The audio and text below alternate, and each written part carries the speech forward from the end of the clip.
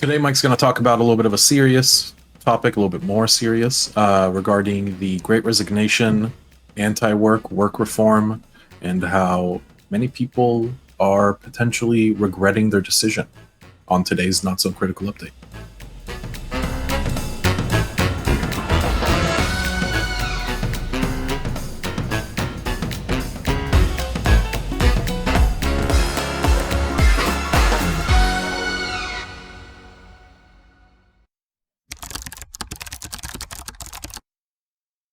Yeah, pretty interesting story. I love these work reform stories and have been watching this Great Resignation as it unfolds with great interest. I think it's a really interesting story. They talk about how a lot of the resignations are driven by COVID risks that people have become increasingly aware of, concerns about pay and salaries, working conditions, the idea of work from home versus having to go work in an office. And so here's a study recently come out that talks about how of the 20 million Americans who took place in the Great Resignation, about a quarter of them are questioning whether they did the right thing. And I think it makes sense that you would. So a couple things stand out to me. One is that for 75% of people, it seems to have worked out just fine. But the other is that some of the reasons that they cited. So they said 40%, this is 40% of the 25%, said that they regretted it because the job market has proved more difficult than they expected. But that means that they left before they had something else lined up, which feels a little bit risky. Didn't affect a ton of people. So you're talking about like 12, 15% of the people who responded to the survey as unhappy. Or I'm sorry, out of the overall quitters, resigners, I don't know what we call ourselves, themselves. But then the rest of the block missed the people at the old company. A new job isn't what they hoped for. The old job was better than they realized. Bad culture of management, the new company. Like everything that wasn't, I couldn't find a new job was the grass is always greener on the other side. And buyer's remorse. I wish I'd stayed where I was. It is an interesting time right now because job openings remain very high. Unemployment remains very low. You could look at the job market and still think it's very hot. However, we are going into a recession, likely. Potential recession, yeah. The jobs that do exist are paying less than they were before. So if you're just quitting now, you might have missed the boat a little bit. But we'll definitely have to see how it plays out. I don't know. What are your thoughts on this, John? So that graph showing the percentages, it felt like if we break it down, besides the first one, so miss the people at their old company and old job, so number 2 and number 4, they're the same thing. Yes. Number 3 and number 5 are the same thing. Yes. And the article, it felt like Bloomberg kind of just, I don't know, it feels very, I don't want to say clickbaity, but very like grabby. Many people miss their old job. Like, fuck yeah. What do you think happens when you quit a job? 1, without having anything lined up, and 2, jumping at the first other alternative. Like, yeah, you're going to make some mistakes when we're talking about switching jobs, switching careers, whatever. Like, that's just how it is. That's happened to me. That's probably happened to you. That's happened to Peter. That, it happens to any and all employees. As you jump through companies, you're going to find one that fucking suck. And the millions could be 5 million, but you're talking about 5 million out of 20 million. Right. That fall into this category, into one of these categories potentially. And then the 40% of the job market's harder. Like, yeah, it's very hard to get a job when you don't have one. It is extremely easy to get a job when you do have one. Easier, I shouldn't say extremely easy. It's easier to get a job when you're employable. If you're not employed, there are reasons for that. Are you going to go to this interviewer and say, yeah, I just didn't feel like my company was, doing me right. So I said, fuck you guys, and left. Like, why would they hire you? Right? It's why did you quit? These questions are going to be very critical for the interviewer to ask you because, well, why did you quit? What was wrong? And then if you start talking shit, like there's so many things here that as soon as you quit and you haven't gotten a new job lined up, you've shot yourself in the foot.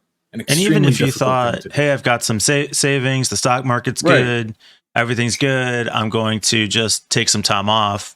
Now all of a sudden, inflation is skyrocketing. 9%. Market's not doing as well. Maybe you're suddenly not as on the sure footing that you thought you were, and scrambling a little bit to try to find something. 2022 came in and said Uno reverse card on all of that because we're going through potentially the early stages of a very, very tough recession. Time will obviously tell, but it could be bad, right? It could be a couple of really terrible years coming up. So quitting wasn't exactly the best idea. Now, I'm all for the work reform, more rights to the workers, higher pay, less taxes on the lower brackets. All of these things I agree with. But like, be a little bit more forward thinking or have some forethought regarding what's going to happen in 5 to 10 years, 2 years. Because these people said their risk scale is at 100%. All of the anti-work, all of the work reform, they basically said, I don't know what risk averse is, and I'm not interested to know. Literally roll the dice. Yep. I am all on black, baby. Full send. Not a 3/4 send, full send. And this is what happens when you gamble with your employment. That's exactly that's just how it goes. I would say it sucks. It does. But also, really, it's your fault. And I don't mean to sound shitty here, but you brought this upon yourself.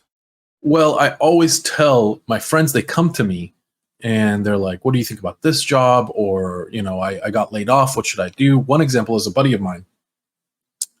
Part of the latest in tech, part of the latest layoffs were across the country and the world.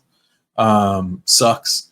And he set his LinkedIn to open for work.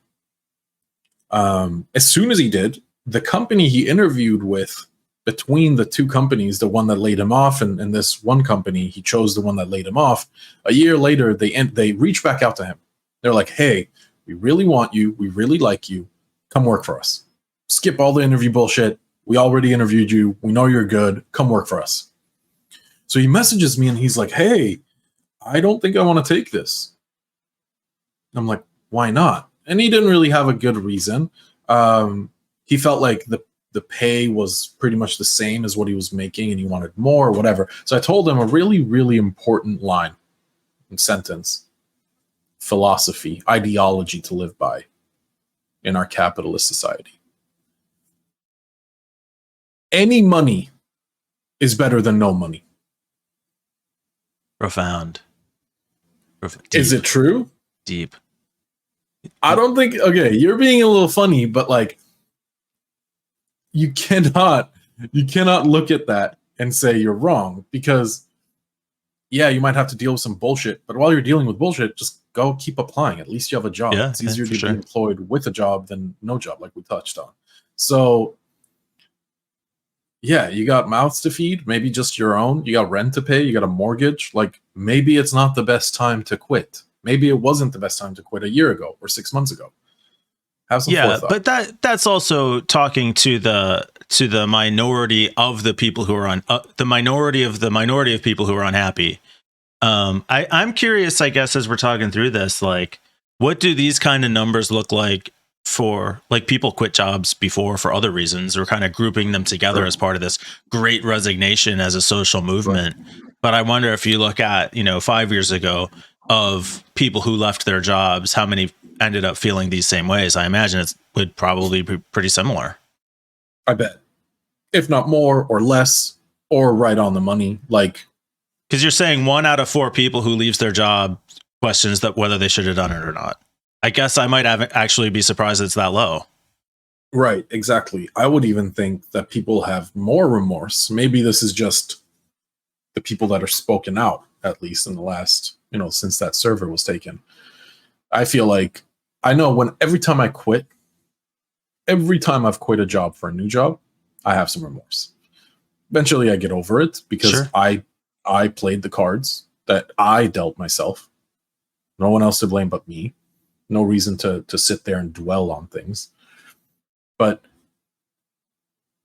1 out of 4, I would think it's like 3 out of 4 have some remorse at least. Yeah. So maybe not that bad. The other piece is the economy. Like, there's so many unknowns about the economy right now. I still don't know if I would say like you definitely should not rage quit your job without having something lined up. If you've got some wiggle room, if you've got a buffer, you still might want to be a little bit more cautious. But at the same time, inflation is slowing. The housing prices are starting to stabilize and come back down. Auto prices are starting to stabilize and come back down. So there definitely are some good signs that things aren't just going to be like terrible forever. Although if you look at the political system in the US right now, you might not think that, but whatever. That notwithstanding, this is not the not so political update. We did that last week with Mikey. I think I support the resigners. I support the labor movements. I think we need more organization. I think the economy is what it is, and we'll deal with it.